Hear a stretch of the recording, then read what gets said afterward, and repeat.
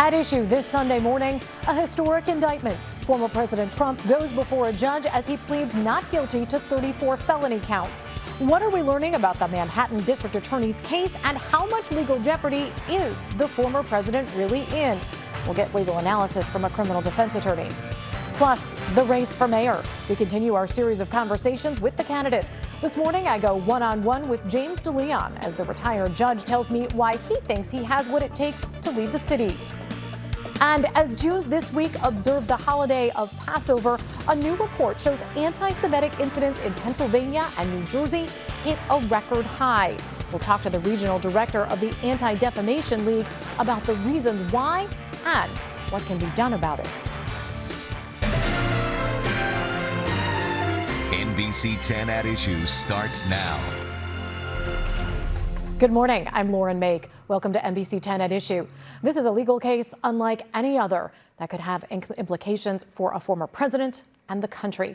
Former President Trump found himself in a Manhattan courtroom this past week as the frontrunner for the 2024 Republican nomination became the first former president to face criminal charges. Former President Trump is charged with 34 counts of falsifying business records. The felony charges are connected to his alleged role in hush money payments to two women and how they were recorded. Prosecutors allege he falsified the records to conceal damaging information and unlawful activity from American voters before and after the 2016 election. The former president pleaded not guilty to the charges. These are felony crimes in New York State, no matter who you are. Where are the underlying charges? I mean, the indictment actually did not list what these underlying charges are. For analysis and some takeaways from this past week's arraignment, let's bring in our NBC 10 legal expert, Enrique L1 Latoison. He's a criminal defense attorney and the managing partner and founder of Latoison Law. Thank you so much for joining us. Yes. So let's talk about what happens now. We are not going to see another hearing until December. That's when it's scheduled for. But what happens between now and then? Okay, well, I will tell you the defense attorneys in this case, you heard them speaking to the news. They were talking about how the indictment and the information that came out kind of lacked a huge portion of information they were actually looking for. So, you know, Mr. Trump is indicted on what would be misdemeanors. So falsifying business record is the underlying charge here in New York. And that is basically falsifying business records. And basically what they were saying is that there was a scheme created to do some payoffs to at least two women to kind of hide some affairs there.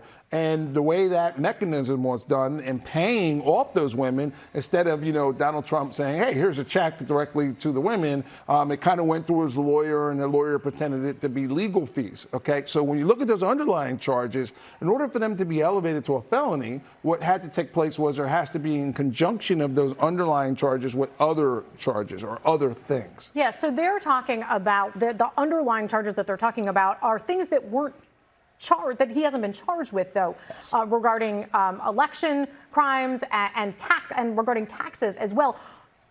In order to play this out, will the prosecutors have to prove those crimes? Will that be a part of the trial, assuming there is one?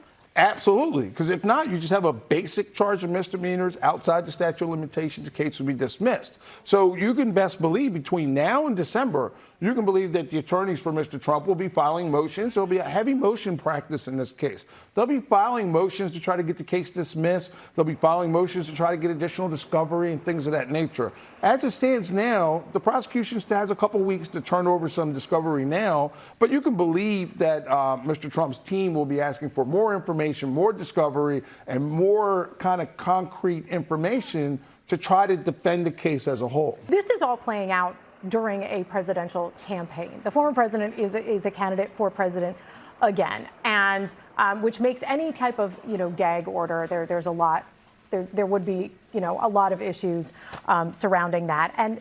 But within hours of that arraignment, former President Trump was at Mar-a-Lago talking about this case, calling the DA a criminal, calling the judge a Trump-hating judge with a Trump-hating wife. If you are the judge, how do you handle language like that? Well, if you, as the judge, if you cannot be impartial and you cannot stay neutral, then you have to remove yourself from the case. So sometimes, you know, you think sometimes, you know, Mr. Trump might have been saying this to try to get underneath the skin of the judge to try to get the judge to recuse himself from the case. But, you know, when you look sometimes, you know, sometimes Trump trips over his own 2 feet with some of the things he does. I mean, this is the judge that's hearing your case, and it has to make rulings, and it has to be impartial. I don't think it's a great idea to call the judge a criminal and talk about the judge's wife. Along with, you know, he was hoping You would tell your client not to do that. Oh, never at all. You say good morning, you say good morning, yes, sir, yes, ma'am, and you be respectful at all times. I mean, and you have to imagine his attorneys told him to do the same when he was doing this press conference. But, you know, he's Trump. You know, he also wanted to possibly try to get a change of venue. Once again, I don't think you go on TV and you say, I want the venue to be changed because the voters are different in Staten Island. That doesn't help you when your attorneys then try to put in that motion because, once again, you're saying too much or opening your mouth or saying things that are detrimental to your case. So what could you foresee the judge doing about something like that? How far would you expect that the judge would let things go before there would be some sort of order or just a warning that was given again?